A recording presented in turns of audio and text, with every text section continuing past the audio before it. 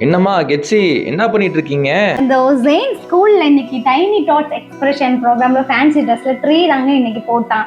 அதனால அந்த ட்ரீயை நம்ம வீட்டுல கெட்டிடலான்னு கெட்டிட்டு இந்த ட்ரீயை பார்த்ததும் எனக்கு ஒரு தாட் ஞாபகம் வந்துச்சுங்க. அதை ஷேர் பண்ணலாமா? ஓகே. நீதிமொழிகள் 11வது அதிகாரம் 30வது வசனம் என்ன சொல்லுதுனாங்க, நீதிமானுடைய பலன் ஜீவ விருட்சம் அப்படின்னு சொல்லுது. ஆனா இங்கிலீஷ்ல என்ன சொல்லுது அப்படின்னா, the fruit of the righteous is a tree of life அப்படின்னு இருக்குங்க. tree of life அப்படின்னு இருக்குதுங்க. அது ஜீவ விருட்சம்ன்றது மரம் அப்படின்னு மென்ஷன் பண்ணுங்க. இன்னொரு டிரான்ஸ்லேஷன் சொல்லும் போது உங்களுக்கு நல்லாவே புரியும். அது உங்களுக்காக நான் வாசிக்கிறேன். நீதிமானின் கனி ஜீவனின் மரமாகும் அப்படின்னு இருக்குங்க. இந்த மரத்தை பார்த்ததும் அதுதான் எனக்கு ஞாபகம் வந்துச்சு. முதல்ல நீதிமான்னா யார் அப்படின்னா, அவர் பாவமே செய்யாதவர் அப்படி இல்லைங்க.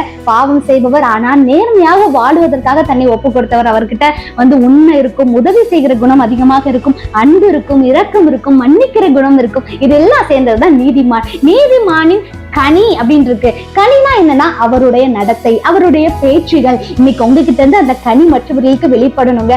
அவருடைய மன்னிப்பின் குணம், அவர் உதவி செய்கிறது, இது எல்லாமே அவருடைய நீதிமானின் கனி அப்படின்றத பிரதிபலிக்குங்க. நீதிமானின் கனி என்னவாங்க? ஜீவனின் ஆமாங்க மரம்ங்க. அப்படிப்பட்ட ஜீவனின் மரம் என்ன செய்யும்னா, இது ஒரு வேதத்துல ஒரு பெரிய அடையாளம். ஜீவனின் மரம் நம்பிக்கை தருங்க, மற்றவர்களுக்கு நிழலை தரும். அது ஒரு பெரிய அடையாளமாக மாறி இருக்குதுங்க.